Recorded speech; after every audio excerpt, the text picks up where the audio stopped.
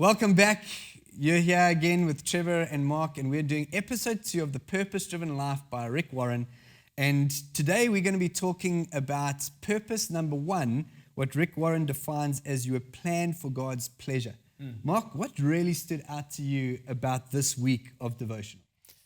Yeah, interesting. That word pleasure is quite an interesting word. I think it's, what pleases us. I think firstly is like what pleases Mark McKinley. If I think like getting home after a long day, what is that thing that I want to do? Tea and a cookie. Yeah, something like that. Gets you the tea and the tennis cookie. biscuit or something, dunk it and and lovely. So I think that it's that whole thing of pleasure, which is such an interesting one, and to be able to put God and pleasure together is quite an interesting sort of connection there. And I know that in it, he dives straight into an area which I really love, which is worship. So it's sitting and going, how do we please God? And ultimately, the Christian faith isn't all about trying to win God's approval, as in like how world would be. And so it was great to sort of get stuck into some of the realities of what is it like to please God? Yeah. How do we please God? What are things that I should be doing? If I look at my life right now with a magnifying glass, am I pleasing God? And that's a big question. Yeah. To be able to say, if I look at the rhythms of my life, the habits of my life, the things that I get myself into, or the stuff that I find myself doing, are these things that are pleasurable in God's eyes, and it is quite a leveler. Yeah. I think the focus of week 2 is really around the heart of worship. Yeah. And I love what he says. He says, if we fail to worship God, we will always find a substitute, even if it ends up being ourselves. Jeez. It is powerful. Dude, I'm sure there's a song in there. Come on, Yeah? I think we can write it. Where's the guitar? I don't know where the guitar is. Dude, the but heart we of can worship. start it. Hey, come What on. you do? I'll be backing vocals. Come on. Give me a little Matt Trevor, Come let's on, just, Marc. they would need to EQ this like very well, for my sake. Anyway, let's carry on. All right. But Isaiah 61 verse 3, for God has planted them like strong and graceful oaks for his glory. And that is a beautiful picture of strength. It's a picture of like, actually, how do we want to be planted here on earth? We want to be planted with strength. No one wants to be weak. Yeah. Like, I don't think anyone goes to the gym and said, today I want to do everything in my power to leave weaker. Dude, I thought you were going to rip Lefty. No. I'm glad you didn't go there. Thank you for honoring Lefty. We don't need to go there. But it's that whole thing of like, actually, that which is for his glory, it brings strength in us. Yeah. It's like the minute that he is pleased and he is glorified, there's something that strengthens us in that positioning that we find ourselves in God. And so as you say, the heart of worship, like what does worship look like? Is it just singing songs? Is it Sunday gatherings that so often people think that's just worship? Or is it part of every aspect of our lives? Yeah. He gets pretty practical, and one of the things that really stood out to me is Rick Warren asks the question, do you understand what makes God smile? And it's just very practical. Like, we've got small kids, and when you have got a baby, you'll do specific things. I know the peekaboo, like with Tyra, like she would love that when she was a little kid. Yeah. And for us actually taking a step back and saying, have we ever considered what makes God smile? Yeah. And his suggestions, I love them. He gives 5 suggestions. He says, love him supremely, trust him completely, obey him wholeheartedly, praise and thank him continually, and use our ability.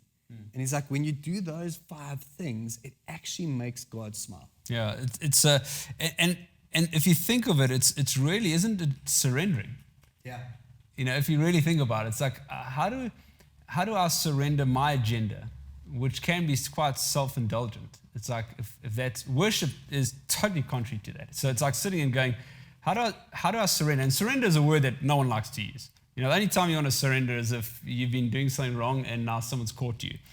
But at the end of the day, like... And they're bigger than you. Yeah, exactly. And it's, they got a gun. Anyway, so it's just looking and going, how do we have a culture of surrender? Because it's in that place of surrendering, that posture of surrendering, our whole being, that I think God is most glorified, because he, in a sense, said, okay, now, Mark, I can use you, or I can actually show you something of my character where there's no obstruction now. You're not getting in the way anymore. You know what I mean?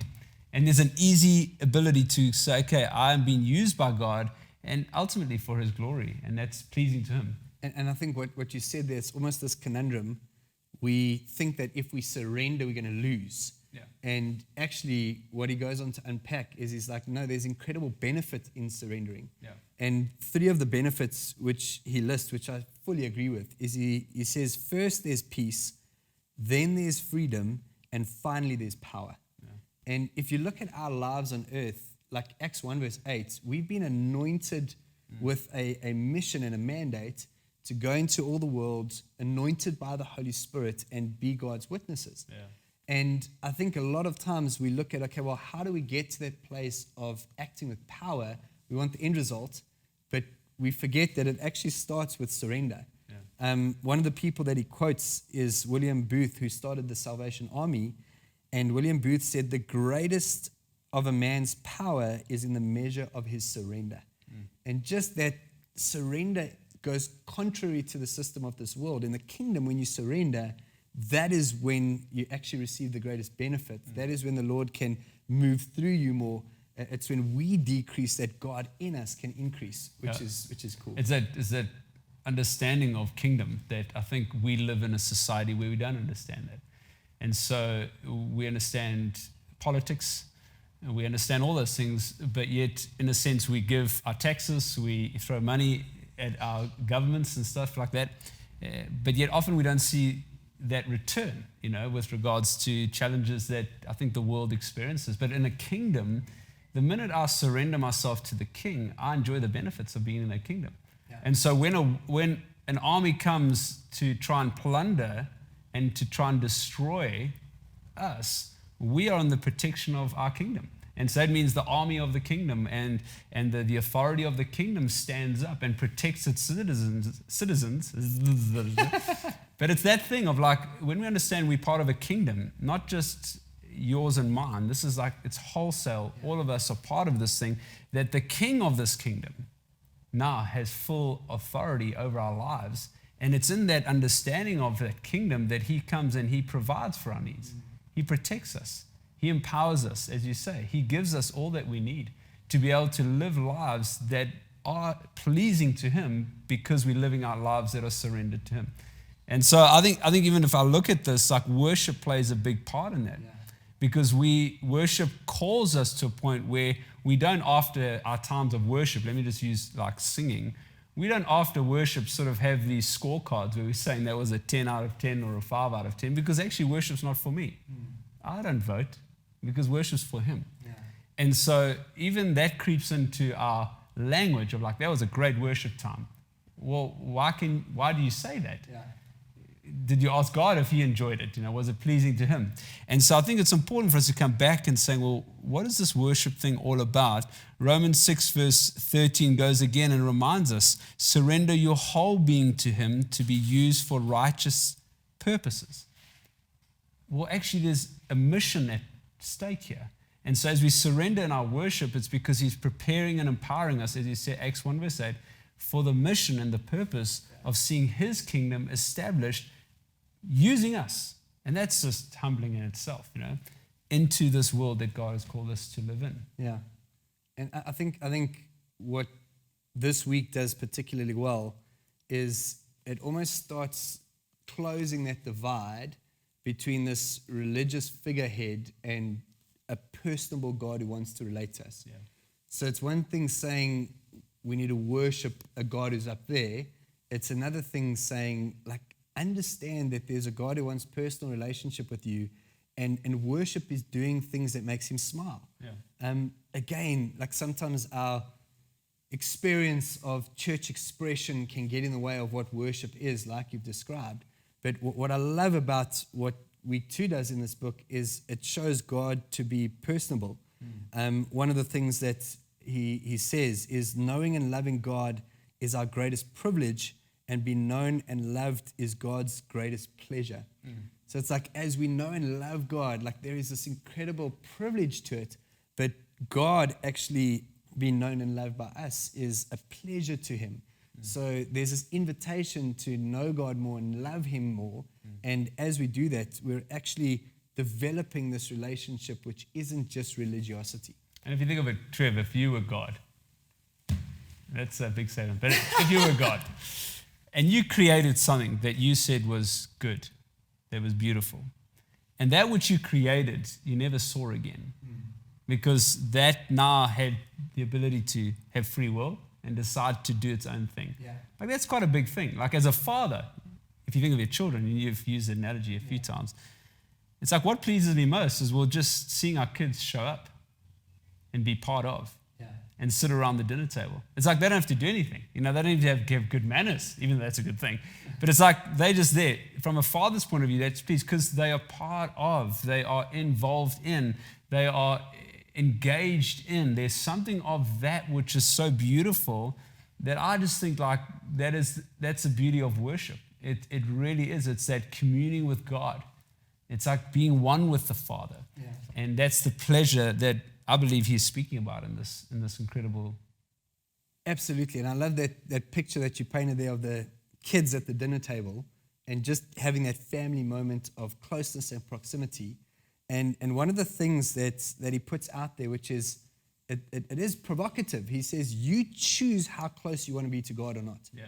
Like so many times, I don't know about you, but you've been in conversations with people and they've said to me, no, God feels so far away. And it's all of these things that makes God feel so far away. And, you know, he's not revealing himself to me and all of these things. And what Rick Warren does is he says, you're as close to God as you choose to be. And then again, makes it practical. He's like, if you choose to be honest with God, it closes the gap. If you choose to obey God in faith, it closes the gap. If you choose to value what God values, it closes the gap. And if you desire friendship with God above everything else, it closes the gap.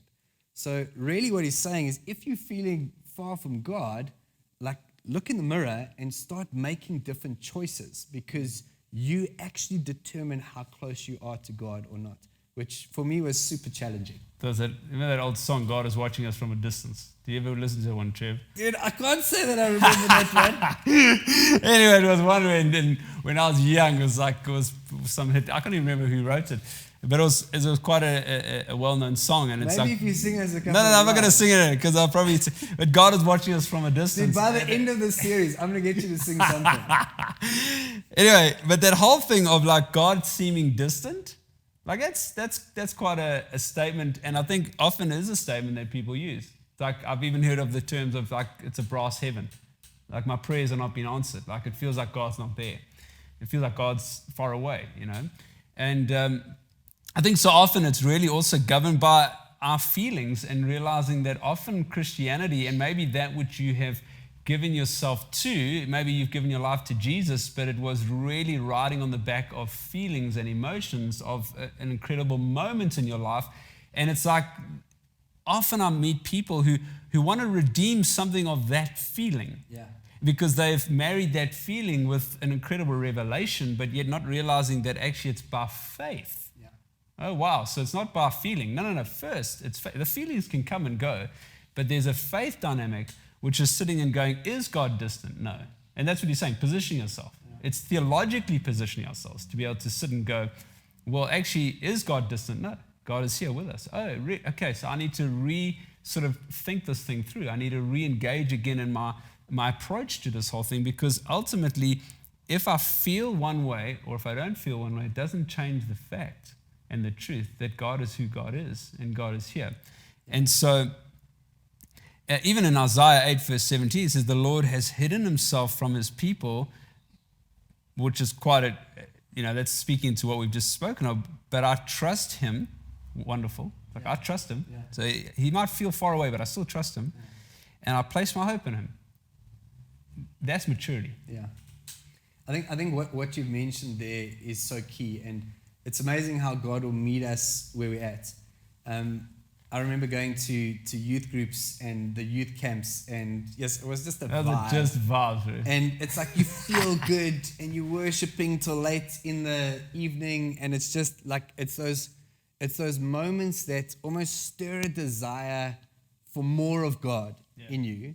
But what is so good, what you're saying is that's for immature people, and those feelings do. It's like God is a God who gave us feelings, He gave us emotions, but He wants to grow us out of just feeling to actually trusting. Yeah.